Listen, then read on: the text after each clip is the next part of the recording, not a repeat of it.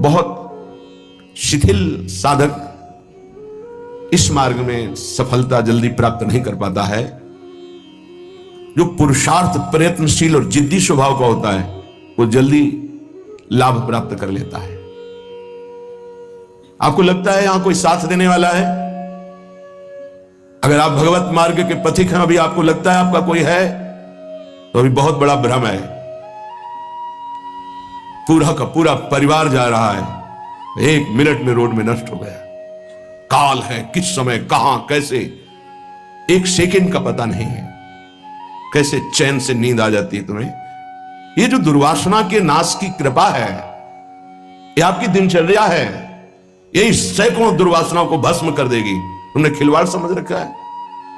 चाहे गृहस्थ हो या विरक्त हो, तुम्हें जो दिनचर्या मिली है ये दुर्वासनाओं का नाश करने के लिए श्री कृष्ण ने कृपा करके दी है गुरुजनों के द्वारा। इसको खिलवाड़ न समझो। प्रभु का प्रिय, गुरु का प्रिय वही होता है जो दिनचर्या में मिनट भर विलंब नहीं करता। ये गुरु कृपा है कि आपको डांट लगती है, आपको वचन सुनने को मिलते हैं, आप उसको स्वीकार कीजिए। ये मन की, ये दुर्वासना की वृत्ति को हटाइए। सुविधा भोगी बनने वाला कभी सच्चिदानंद का साक्षात्कार नहीं कर सकता।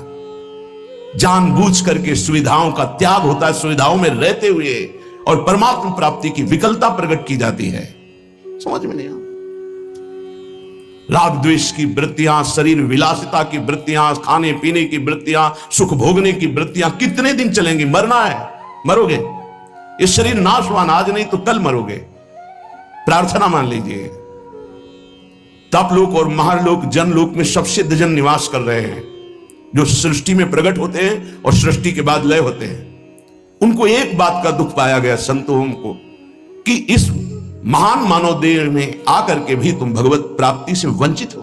तुम्हें नींद कैसी ऐसी आ जाती है कि तुम्हारा भजन, तुम्हारी दिनचर्या, तुम्हारा साधन पथ रुक रहा है और तुम्हें चैन से सोना आ रहा है। तुम उपासक हो।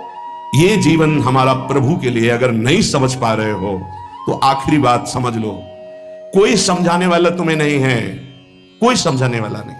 सिर्फ तुम्हें बर्बाद करने वाला मिल सकता है, समझा कर उठाने वाला हरि या हरि का पार्षद मिल सकता है, और नहीं मिल सकता। तुमसे मित्रता करके तुम्हारी वासनाओं को बढ़ाकर तुम्हारे चित्त को विक्षेप में भर देना, यह संसार के हर व्यक्ति, वस्तु, स्थान का प्रभाव है। तुम्हार सेवक असुरारी दो ही केवल बचा सकते हैं, भगवान और भगवान के भक्त। उनकी हर चेष्टा तुम्हारे चित्त को भगवदाकार बनाने के लिए है। कृष्ण कृपा का सीधा फल है साधु संग। हरिराम व्यास जी, गोस्वामी तुलसीदास जी, बड़े बड़े महापुरुष कहते कोई फर्क नहीं। कैसे मनुष्य शरीर को तुमने प्राप्त करके नाश करने की ठान ली है कि हम जो मन आएगा सो करेंगे। यहां बैठने मात्र से भगवत प्राप्ति है। क्यों? यहां खास बात, श्रीधाम वृंदावन यमुना का पावन पुलिन, और कोई मिनट ऐसा नहीं जहां यहां भगवत चर्चा ना हो रही हो, भगवत गुणगान ना हो रहा हो, भगवत नाम कीर्तन ना हो रहा हो।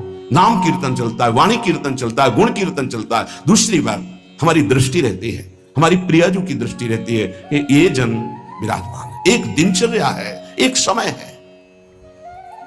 मां कृष्ण शर्वतीदम शुभलेन कृष्ण, हे कृष्ण मेरी इन दुर्वासनाओं को नष्ट कर दो। फिर प्रार्थना करता हूं सब उपासक उपासिकाओं से, गृहस्थ विरक्तों से, यदि आप हमारी श्री जी से जुड़े हैं तो आज्ञा पर ध्यान दीजिए। अगर आज्ञा पर ध्यान नहीं देते तो माया तुम पर ध्यान रख देगी, और उसके ध्यान रखने का मतलब है बैठे बैठे जलोगे, जैसे अंगार पर जला जाता है ऐसे जलोगे। दुर्वासना तुम्हें जला देगी, तुम्हें पता नहीं है।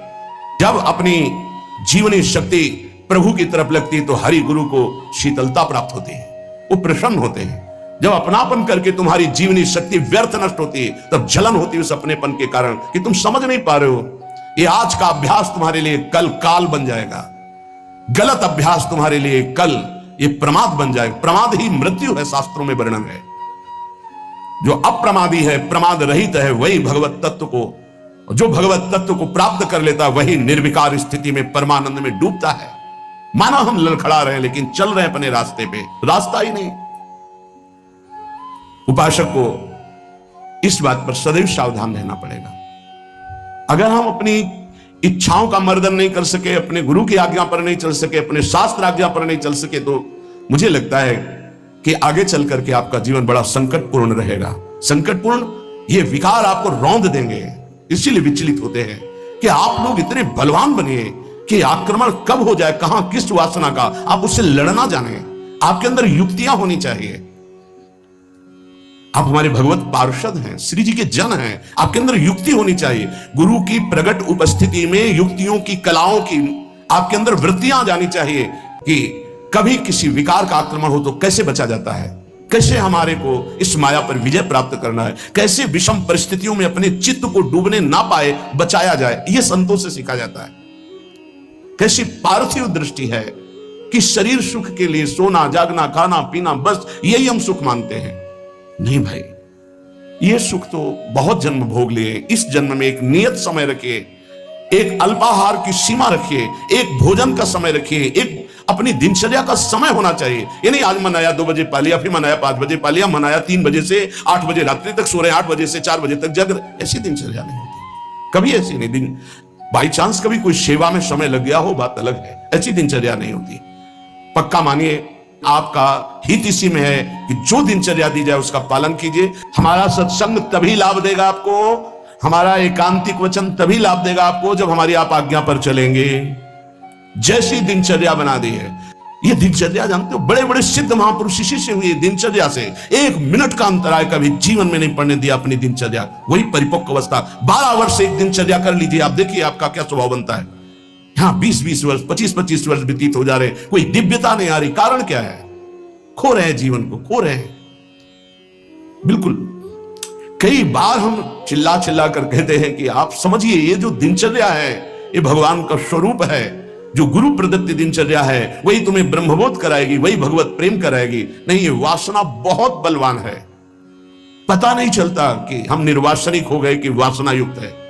एक योगी जी आए थे महान, वो अभी गए हैं तप के लिए, जहां बर्फ के भगवान का स्वरूप अब, हाँ, अमरनाथ शायद ऐसे हो गए।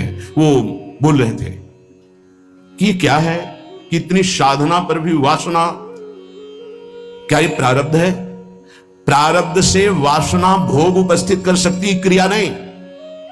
क्रिया उपासक स्वयं छूट दे करके करता है। कोई भी भोग सामग्री प्रारब्ध से, विश्व की भोग सामग्री आ सकती है पूर्व प्रारब्ध से, लेकिन उसका संयोग आपके अविवेक और विवेक के ऊपर टिका हुआ है। अविवेकी हो तो संयोग करोगे, विवेकी हो तो बचा लो, नहीं तो प्रारब्ध भोगते भोगते पशुता आ जाएगी, दैवी संपत्ति नहीं आएगी। प्रारब्ध का आना हो सकता है, लेकिन प्रारब्ध हमको उस भोग में लिप्त कर दे, यह अज्ञान हो सकता है। ये प्रारब्ध नहीं है कि आप मनमानी आचरण करते रहें, आप मनमानी। कितना दुलार किया जाएगा, कब तक दुलार किया जाएगा? भगवान इतना दुलार करके मानव देह दिए, कहते भगवान कहां है? कैसी विचित्र भगवान की माया है। गोस्वामी श्री तुलसीदास जी महाराज कहते हैं, तू तो पछितई है मन में जी हाथ। अभी समय है, समय है। सबसे बड़ा पछतावा क्या? भगवान का साक्षात्कार नहीं हुआ और शरीर छूट रहा है। ऐसे साक्षात्कार होगा? केवल भगवदाकार वृत्ति से भगवत साक्षात्कार होता है, उसी के लिए सारा प्रयास है। सबसे बड़ा डर क्या? प्रभु का नाम ना छूट जाए, सबसे बड़ा डर। जिसने इस बात को समझ लिया वो जीत गया। सबसे बड़ा पछतावा क्या? बिना प्रभु से मिले जा रहे हैं, यहां से मृत्युलेख से बिना भगवत साक्षात्कार किए जा रहे, बड़ा पछतावा। सबसे बड़ी भयंकर डरावनी बात है कि प्रभु को भूल गए। का हनुमंत विपत्ति प्रभु सोई। ये 2 बातें कभी जीवन में चिंतन किया इनका? 1 सेकंड के लिए भगवत विस्मरण भी बर्दाश्त नहीं। सबसे बड़ी हानि, सबसे बड़ी विपत्ति, सबसे बड़ा भय भगवत विस्मरण हो जाना।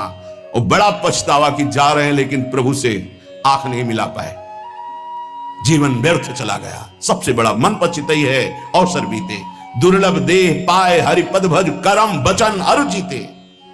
ए सुत बनितादि जान स्वार्थ रत ना करुणे सबीते, अंत ही तो ही तजेंगे पामर तू न तजय बहिते। जानते भी नहीं हो कि पुत्र कौन बनाए, पुत्री कौन बनाए, पत्नी कौन बनाए, पति कौन बनाए। ये बस 40, 50, 60 वर्ष का संयोग। इसके बाद कितना है 40, 50, 60 वर्ष? ब्रह्मलोक में एक सुई लेकर कमल के दल को छेद दो, यहां 1 वर्ष हो गया। अगर 60 बार वहां से छेद दिया तो पूरा जीवन चला गया। कितना समय है? ऐसे ब्रह्मा भी जिससे भयभीत रहते हो, काल चक्र भगवान का है। ऐसे भगवान की प्राप्ति नहीं की तो भटकते रहोगे अनंत योनियों में। तो तू पछतई है मन में जी हाथ। ये प्रक्रिया होती है, पूरा जीवन व्यर्थ चला गया। ऐ मन, तू पछताएगा बाद में, हाथ मसलेगा, तेरे कुछ कब्जे में नहीं आएगा, हाथ में नहीं आएगा। तुझे देवताओं के लिए भी दुर्लभ मानव देह मिली। भयो है सुगम तो को अमर अगम तन, अमर कहते देवताओं को, देवताओं से भी श्रेष्ठ तेरे को मानव देह मिली। समुदिधो कत खोवत अकाथ, और ये मानव देह मिली थी भगवत प्राप्ति के लिए। क्या समझ करके तूने भगवत विमुख जीवन व्यतीत करने का निश्चय कर लिया? क्या तुझे मिलेगा? कौन सा कार्य तेरा बन जाएगा? रोज आयु छीण हो रही है, लोग जन्मदिन मना रहे हैं, आज बर्थडे, तुम्हें पता नहीं 365 दिन मिट्टी में मिल गए। अगली श्वास है कि नहीं है, कोई भरोसा नहीं।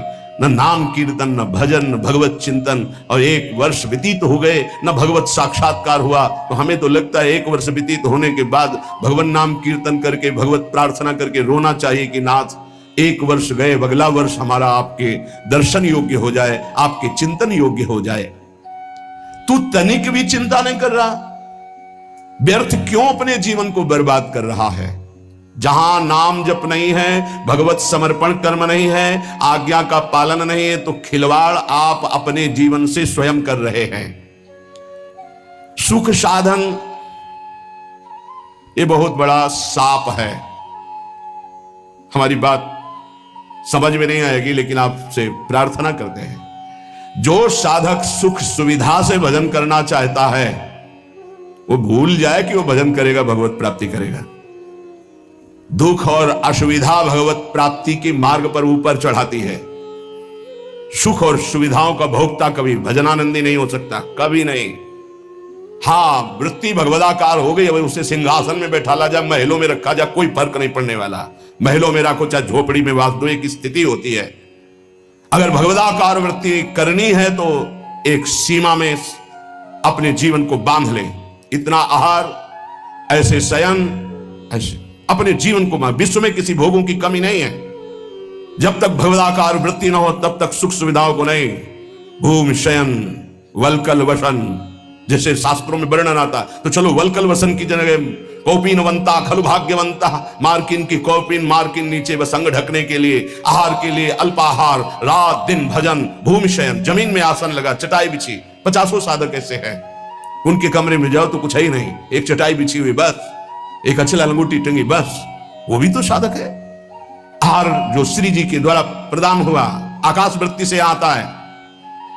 आकाश वृत्ति परम पवित्र निर्मल, जैसे आकाश का जल निर्मल होता है, ऐसे आकाश वृत्ति जो आ गया उसी से भरण पोषण हो रहा। याचना नहीं, संकेत नहीं, जो प्रारब्धवशात श्री जी की कृपा से आ गया उसको अपने उदर में डाला। राधा राधा राधा, हमारा लक्ष्य है मरना, जीवित मर जाए उलट आप में समाये यह दिलगिरी है।